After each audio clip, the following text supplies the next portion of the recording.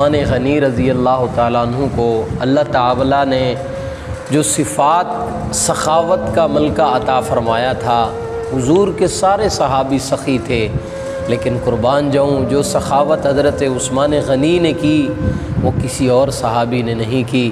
جب میرے نبی صلی اللہ علیہ وسلم نے ارشاد فرمایا کہ مسجد نبوی چھوٹی ہے، اس کو بڑا کرنے کے لیے اور جگہ کی ضرورت ہے، جو مسجد کے ساتھ والی زمین کا ٹکڑا خرید کر کے دے گا میں اسے جنت کی بشارت دیتا ہوں۔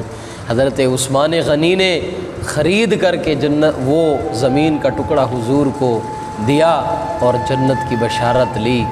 جب مسلمانوں کو ہجرت کرنے کے بعد مدینہ کے اندر پانی کی تنگی تھی، یہودی کے پاس کنواں تھا، حضور نبی کریم صلی اللہ علیہ وسلم نے ارشاد فرمایا جو کوئی اس کنویں کو خرید کر کے مسلمانوں کو دے گا میں اس کو جنت کی بشارت عطا کرتا ہوں۔ حضرت عثمان غنی نے اس یہودی سے بیر رومہ خرید کر کے مسلمانوں کے لیے وقف کیا اور حضور سے جنتی ہونے کی بشارت حاصل کی۔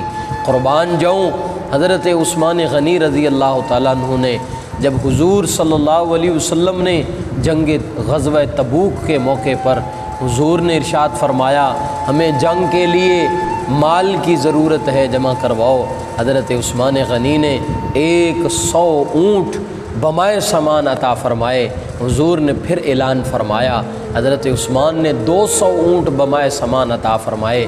حضور نے جب تیسری مرتبہ اعلان فرمایا، حضرت عثمان گھر گئے اور گھر سے 1000 اشرفیاں لے کر کے آئے اور آ کر کے حضور نبی کریم صلی اللہ علیہ وسلم کے قدموں میں ڈھیر کر دیں۔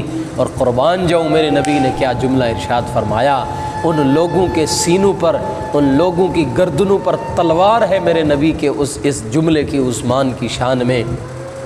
ان بدبختوں کی زبانیں نہیں جلتی، ان بدبختوں کی زبانیں نہیں کٹتی، اور کٹیں گی، ضرور کٹیں گی، مر جائیں گے، جل جائیں گے عثمان کی شان سے، جو میرے نبی نے وہ جملہ ارشاد فرمایا۔ حضرت عثمان غنی نے 1000 اشرفیاں لا کر کے دیں اور حضور نے کیا فرمایا، فرمایا میرا عثمان اب اس کے بعد جو مرضی کرے اللہ نے جنت اس کے لیے واجب کر دی ہے، یہ جنت کے اندر جائے گا۔